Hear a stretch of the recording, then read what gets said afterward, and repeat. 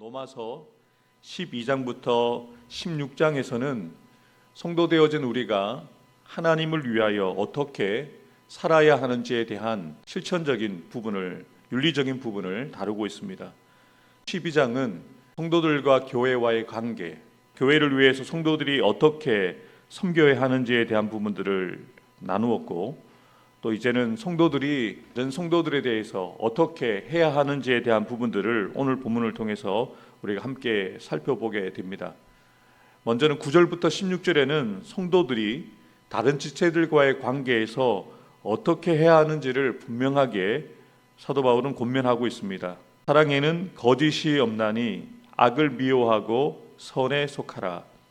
바울은 먼저 교회 공동체 안에서 지체되어진 성도들은 사랑하되 거짓이 없어야 한다라고 권면합니다. 거짓이 없나니로 번역되어진 헬라어는 가식이 없는 상태, 진정함, 순박함이라는 의미를 가지는데요. 성도들이 다른 지체들을 사랑함에 있어서 마치 배우가 연기하듯이 사랑하는 것이 아니라 순수하게, 진실하게, 전혀 가식적이지 않은 아가페적인 사랑을 해야 한다는 것을 사도 바울은 권면하고 있는 것이죠. 거짓이 없는 사랑은 결국 행동으로 나타나진다는 것입니다. 또 표정으로 나타나진다는 것이죠. 그래서 다른 이들이 느끼기에 사랑하는 것이 그들에게 느껴지도록 진실되게 거짓이 없이 사랑하라고 권면합니다. 계속해서 사도 바울은 이렇게 권면하죠. 형제를 사랑하여 서로 우애하고 존경하기를 서로 먼저 하며. 아멘. 바울이 공동체 안에서 지체들 간의 사랑을 형제 사랑이라고 표현합니다. 왜 이런 표현을 쓰고 있을까요? 교회 공동체는 하나님을 아버지로 모신 가족 공동체이기 때문입니다. 그래서 교회 공동체 안에서 성도들은 육신의 가족들이 서로 우애하고 사랑하는 것처럼 성도들과도 우애하고 더 나아가서 서로를 존경하고 존경하는 것을 먼저 해야 한다는 것을 분명하게 권면하고 있는 것이죠. 그래서 다른 이들에게 교만한 마음을 가지지 않고 겸손한 마음을 가지고 내가 하나님의 은혜를 경험하고 그 은혜를 받은 자로 있다는 것을 기억하면서 다른 이들에 대해서도 그렇게 은혜로서 그들을 먼저 존경하고 먼저 섬겨야 한다는 것을 분명하게 사도 바울은 권면하고 있습니다. 계속해서 사도 바울은 교회 공동체 안에서 지체되어진 우리가 무엇을 해야 되는지 11절에 이렇게 권면합니다. 부지런하여 게으르지 말고 열심을 품고 주를 섬기라. 여기에서 열심을 품는다는 의미는 영으로 불이 붙었다라는 의미를 가집니다. 다른 말로 성령 충만하라는 이야기입니다. 주님을 섬기되 내 열심으로 주님을 섬기는 것이 아니라 성령 충만하여 주님을 섬기라고 분명하게 권면합니다. 그래서 우리가 성령 충만하기 위해서 힘써야 되는 것이 있습니다. 우리가 하나님의 말씀을 읽고 기도하는 일을 힘쓸 때 우리가 성령 충만함을 누릴 수 있음을 기억하면서 늘 깨어 있어야 한다는 것이죠. 계속해서 사도 바울은 교회 공동체 안에서 지체되어진 우리가 어떻게 해야 된다고 12절에 이야기합니까? 소망 중에 즐거워하고 환난 중에 참고 기도에 항상 힘써야 한다. 비록 현재의 삶이 고단하고 힘들다 할지라도 오늘보다 내일 더 좋은 것들이 있을 것이라는 소망을 가지게 되어지고 그 소망으로 즐거워할 수 있다는 것입니다. 그런데 우리가 소망을 가지고 아무것도 하지 않는 것이 아니고 막연하게 기다리는 것이 아니라는 것이죠. 성도 되어진 우리는 미래에 대한 소망, 천국에 대한 소망을 가지고 영광스러운 구원에 대한 그 하나님의 약속하신 부분을 우리가 기억하면서 즐거워하는 것이라는 것을 우리가 깨달아야 합니다. 혹시 우리가 오늘을 살아가며 환난이 있다 하더라도 그 소망을 가지고 있으면 즐거워할 수 있게 되는 것이죠. 사도 바울은 소망 중에 즐거워하라고 말한 다음에 환난 중에 인내하라고 권면을 합니다. 우리가 통제할 수 없는 우리의 환경이라든지 시험이라든지 핍박이라든지 질병으로 우리에게 찾아올 수 있는데요. 성도들은 그 환난에 대해서 소극적으로 불평하거나 불만을 가지지 말고 적극적으로 인내하라고 이야기를 하는데요. 인내할 수 있는 비결도 분명하게 이야기를 하죠. 기도에 항상 힘쓰면서 환난 가운데 참으라고 권면하는 것입니다. 우리의 힘으로는, 우리의 의지로는 환난 가운데 즐거워할 수도 없고 참아낼 수도 없지만, 우리가 기도할 때, 하나님을 의지할 때 환난 가운데서 소망을 가지고 환난 가운데에서도 우리가 참고 인내할 수 있음을 분명하게 알려주고 있는 것이죠. 계속해서 13절 말씀 우리 함께 읽어보도록 하겠습니다. 성도들의 쓸 것을 공급하며 손 대접하기를 힘쓰라.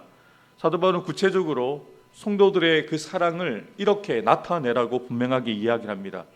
재정적인 어려움을 가지고 있는 사람들을 우리가 도와줘야 하는데, 먼저 믿음의 가족들, 성도들을 육신의 가족들에게 그렇게 하라고 직접적인 실천 방안을 이야기하고 있는 것이죠. 우리가 가지고 있는 물질을 나누고 베풀지 못하면 그것이 어찌 사랑이라고 할 수 있겠습니까?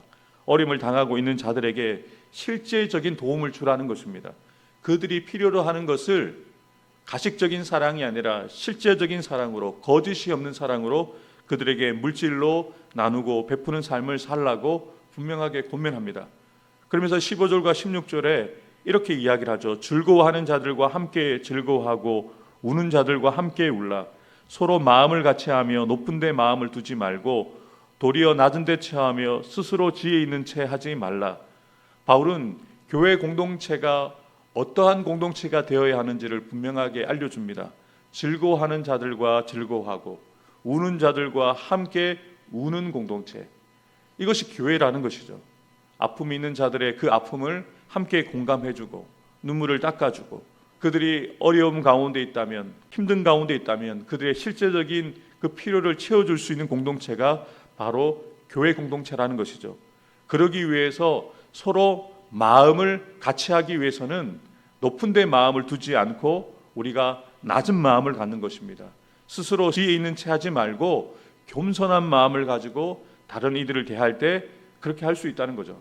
다른 이들의 실제적인 필요를 볼 수 있고, 그리고 그 실제적인 필요를 채워줄 수 있는 거짓이 없는 사랑을 할 수 있음을 우리가 깨달아야 합니다. 계속해서 17절부터 21절에서는 성도들이 예수 믿지 않는 불신자들과의 관계에서 어떻게 해야 하는지를 분명하게 알려주고 있는데요. 먼저 14절 말씀을 함께 읽도록 하겠습니다. 너희를 박해하는 자를 축복하라. 축복하고 저주하지 말라. 우리는 박해하는 자들을 축복하는 것 결코 쉽지 않습니다. 우리에 대해서 비난하는 사람들에 대해서 축복하는 것 결코 쉽지 않습니다. 그래서 성령의 도우심이 필요하고 또 우리가 믿음으로 결단함이 필요하다는 것이죠. 사도 바울은 로마교회 성도들에게, 오늘을 살아가는 저와 여러분들에게 명령하는 것입니다. 해도 되고 안 해도 되는 것이 아니라 박해하는 자들, 원수들까지도 축복하고 저주하지 말라고 합니다. 계속해서 17절에 보면 아무에게도 악을 갚지 말고 모든 사람 앞에서 선한 일을 도모하라고 이야기를 합니다. 여러분, 이것이 거듭난 하나님의 자녀 되어진, 하나님의 백성 되어진 삶의 모습이라는 것이죠. 우리에게 행한 대로 갚아주는 것이 일반적인 우리의 모습입니다. 세상에서도 그렇게 하죠. 그런데 우리는 악을 악으로 갚지 말아야 한다는 것이죠. 선한 일을 오히려 도모하라는 것입니다. 그래서 성도들이 불신자들에게 선한 일을 도모하여서 악을 악으로 갚지 않고 선으로 갚음을 통해서 우리가 구별되어진 하나님의 백성이라는 것을 그들에게 보여주라는 것이죠. 예수님도 자신을 따르는 자들에게 분명하게 이렇게 권면하셨습니다. 너희 빛이 사람 앞에 비치게 하여 그들로 착한 행실을 보고 하늘에 계신 너희 아버지께 영광을 돌리게 하라. 세상 사람들과 달라야 한다는 것이죠. 착한 행실을 나타내 보여서 하나님께 영광을 돌리는 삶을 살아야 된다라고 분명하게 권면하고 있습니다.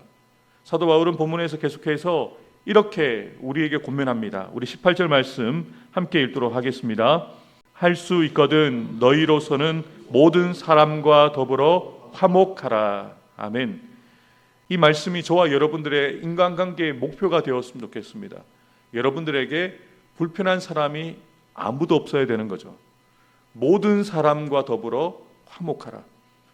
사도 바울이 이것이 힘들다는 것을 알고 있습니다. 그래서 이렇게 이야기하잖아요. 할 수 있거든. 힘쓰라는 거죠.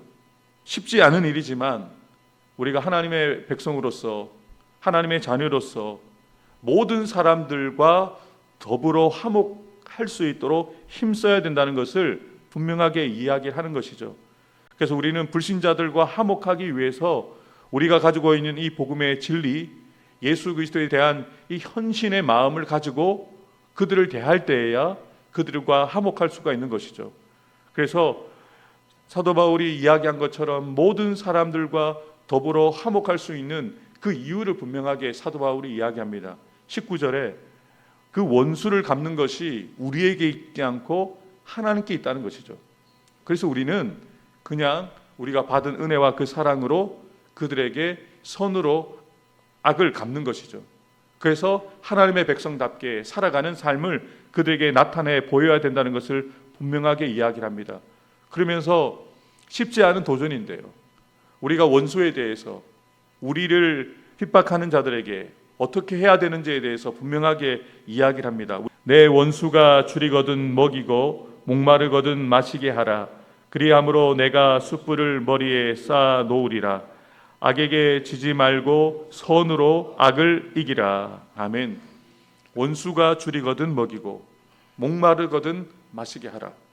이것이 바로 예수님을 주로 믿는 그리스도인 되어진 우리가 원수에게까지 이렇게 해야 한다는 것을 분명하게 사도 바울은 이야기를 하면서 이것이 악에게 지지 않는 삶이다, 선으로 악을 이기는 삶이라는 것을 사도 바울은 분명하게 이야기합니다.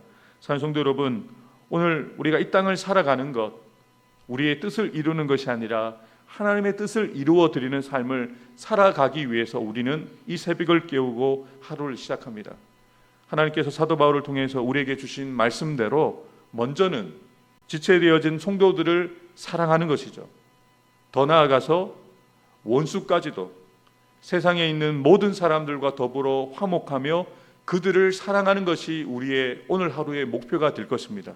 그런데 그 일을 이루기 위해서는 가장 먼저 해야 되는 가장 중요한 일은 하나님을 사랑하는 겁니다. 그래서 하나님을 사랑하고 지체들을 사랑하며 원수까지 사랑하는 것이죠. 그래서 오늘 설교의 제목을 저는 이렇게 잡았습니다. 사랑하고 사랑하며 사랑하기 원합니다. 먼저 하나님을 사랑하고 하나님을 사랑하는 마음으로 지체되어진 우리 성도들을 사랑하면서 이제 세상 가운데 우리가 나아가 우리가 만나게 되어지는 모든 사람들을 그 주님의 사랑으로 사랑하는 자들이 바로 우리라는 것을 기억하고 하나님을 뜨겁게 오늘도 사랑하고 또 성도 되어진 우리 지체들을 사랑할 뿐만 아니라 우리 원수들까지도 사랑할 수 있는 그 마음을 우리에게 주시도록 기도하면서 오늘도 성령의 충만함을 구하고 말씀과 기도로 충만한 하루를 살아가는 저와 여러분들이 되시기를 주님의 이름으로 축복합니다. 기도하겠습니다.